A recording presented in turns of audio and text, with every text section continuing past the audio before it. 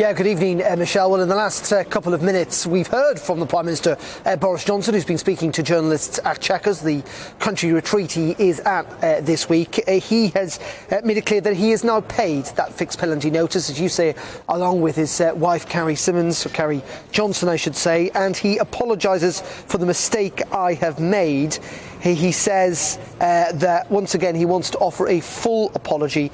People expect better, and I have a responsibility to deliver that. So the Prime Minister, perhaps unsurprisingly, apologising and saying that he has paid that fine in full.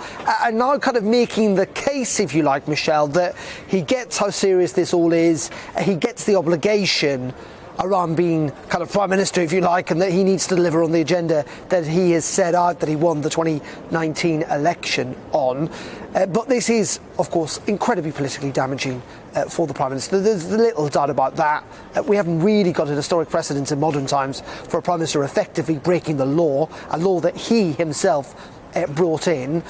Does that mean, though, that he's in the same political peril that he was just a matter of months ago when his leadership, his prime ministership, seemed like it was genuinely on the line, with lots of Conservative MPs submitting letters to the 1922 committee? I do not think we are there. Many of those MPs, in fact, have come out this afternoon, like Sir Roger Gale, like Douglas Ross, like Andrew Bridgen, saying now is not the time for the Prime Minister to go. So I don't think we're likely to see a leadership challenge anytime soon. However, all I would say is I don't think this is necessarily the end of the matter. This fine that the Prime Minister has faced alongside the Chancellor and the Prime Minister's wife is in regards to a birthday party, a surprise one that was held inside the Cabinet Room back in June 2020, one that was actually reported in the Times newspaper at the time, and no one blinked an eyelid back then.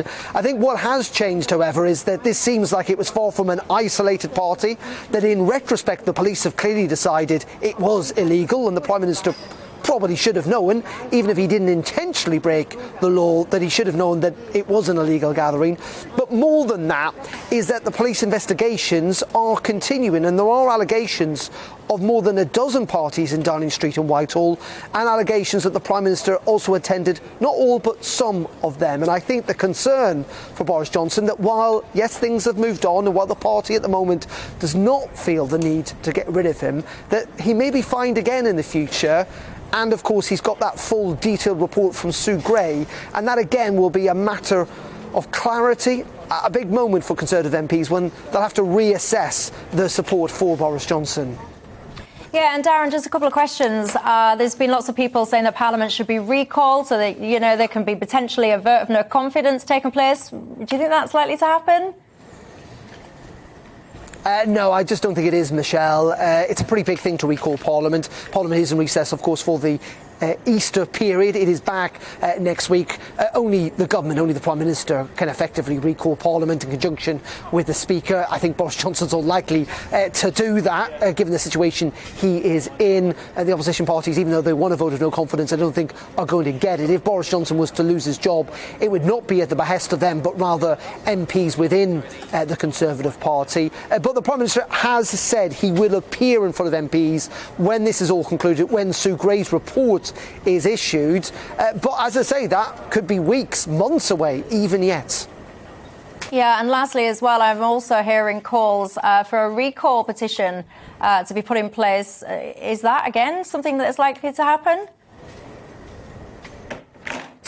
Again, I think it's unlikely. I mean, there's always the possibility, isn't there, that a certain percentage of an MP's constituents can put forward a recall motion. I don't think we're there with this.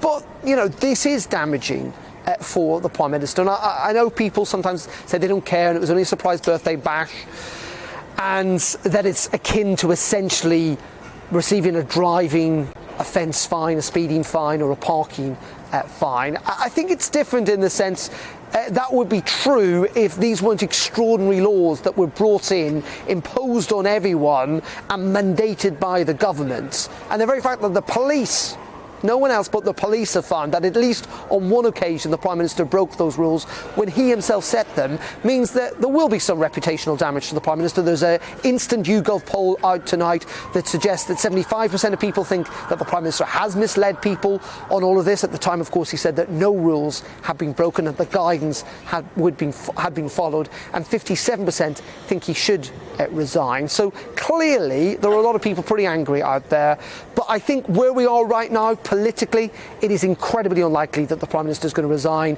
and it's also incredibly unlikely that MPs will move against him. In many ways, as his supporters would point out, it feels like the political momentum has very much moved on. Darren McCaffrey, fascinating stuff. Thank you for that.